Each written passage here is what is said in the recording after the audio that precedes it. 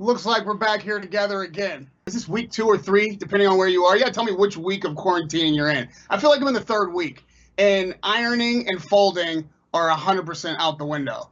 What is the one thing or two things or everything that has gone by the wayside in week 2 or 3 of your quarantining?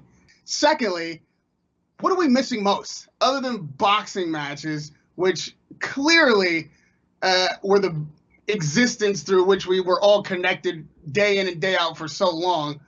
What's the one thing that we need that we're just not getting hunkered down in our houses? Third fight has been moved to October 3rd. Assuming that by October 3rd, everything is back to normal, everybody is back in their venues, we can all travel and whatnot again, that's gotta be a huge gift to Wilder. I saw him on his social media today. I seen it, but I think it was like earlier last week. He's got some new dietary regimen. He's got an extreme training regimen that he's employing. I don't know what the definition of those things are, but I would imagine that anything he could do to have more time to prepare for a third fight advantages him.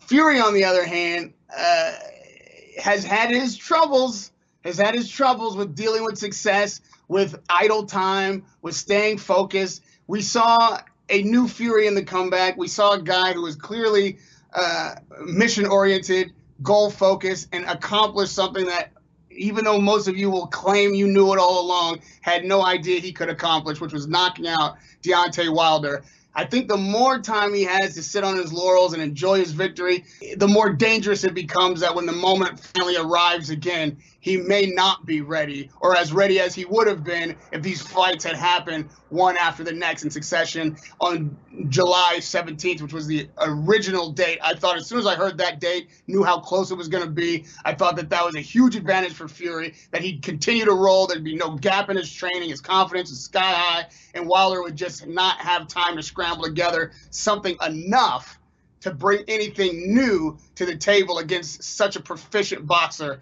like Tyson Fury. In this gap, I think all bets are off. We really got to see how these guys come back, and more so than how they come back even might be how they're spending this downtime, what they're focused on, and what they can recalibrate for a third fight. AJ, do you watch boxing? You hear seconds out every time the bell rings. Andrew Lynch, I think if everybody just turned on their webcams, I want to talk to you and your brother when you finish knocking each other's teeth out.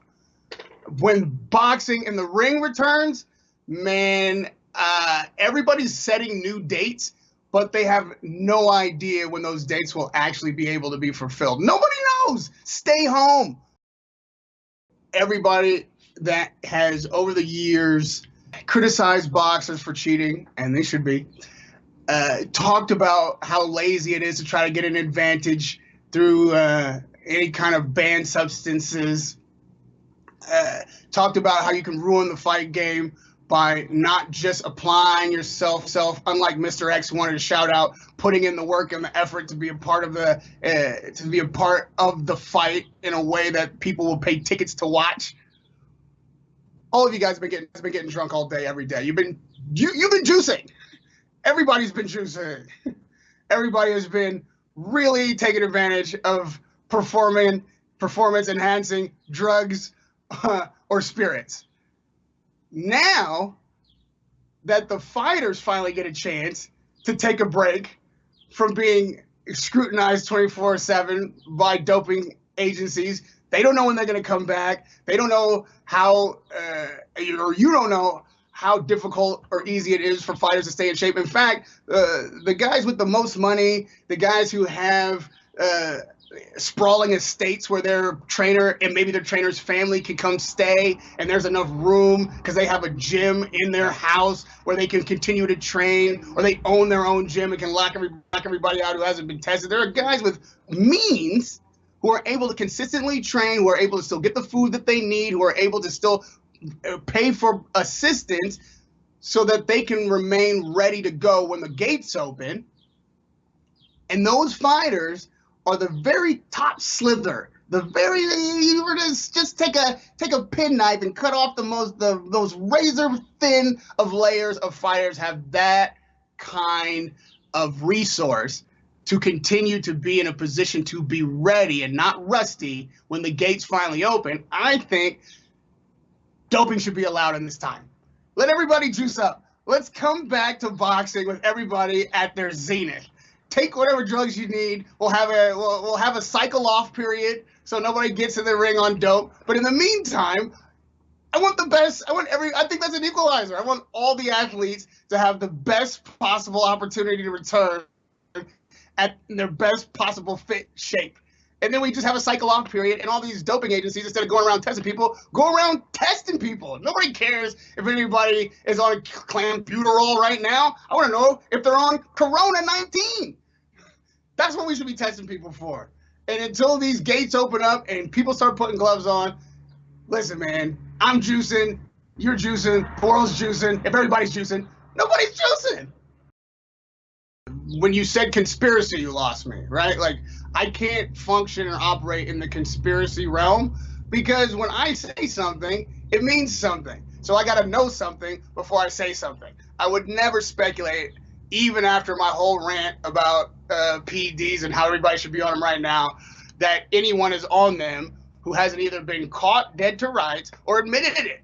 What do I know? I don't hang out with Tyson Fury in his quiet moments. I've never injected with anything. I've never seen him injected with anything. I don't know the people who are claiming that they have knowledge of these things. So until somebody can prove something, everybody is innocent in my book, especially when it comes to that, because a guy who is not cheating, who is accused of cheating, or has his dignity and reputation stripped from him unjustly, there is no way to rebuild that sufficiently once that word has gone out. So I'm very careful not to speculate or indulge in conspiracy theories when it comes to whether or not guys are cheating. If they're cheating, they'll get caught. And when they get caught, that's why I'm in the big no mercy category. Have at them and get them the hell out of the sport. I don't care who they are. Yo, Chupacabra, I've already told you, underground boxing is above ground now. It's locked behind the closed doors of these apartment buildings and secluded homes. I want to see Billy Joe Saunders versus Canelo too. Don't get me wrong. But I could also see a world in which Canelo looks at his options and says, hey, man, that's not the biggest fight I could have. It's also up to DAZN as well, whether or not they still want to slate that fight up first. Triple G, Canelo, I'm certain the network believes, draws the most attention, especially after this layoff. Triple G's not getting any younger. He's been holding and he's been waiting a long time for that third fight. The result of the first two fights are arguable. Canelo's going to go where the biggest fight is, as every single fighter will once this thing breaks. Nobody's taking tune-ups. Billy Joe Saunders is no tune-up, but you have to admit that Canelo has many options, and he's going to look at, like every fighter will, what his best option will be for the biggest fight possible to get the biggest money, the biggest gate, the biggest purse, the biggest pay-per-view. That's what it's going to be, and that's going to be to the fans' advantage. That's going to be a real embarrassment of riches once everybody gets a chance to get back in the ring. It's going to be no time for tune-ups. It's going to be no time for good fights that don't have a lot of a fanfare. This is going to be one blockbuster fight after another. So you got to give these athletes a chance to get their money and get the spotlight back. Listen, for $1 million, I would give him a chance to try to land the right hand. I'm not going to take a punch from anybody, but I let him set up and fire. I'm pretty sure I could slip at least one of those. Just so you know, not just Deontay Wilder. Every time I put a mic in somebody's face, I am always well aware that at any point I might have to slip a right hand, a duck a punch, or bob and weave my way out of incredible danger. All of these guys are dangerous guys. All of these guys are temperamental guys, and I ask questions oftentimes that they are not prepared to be asked.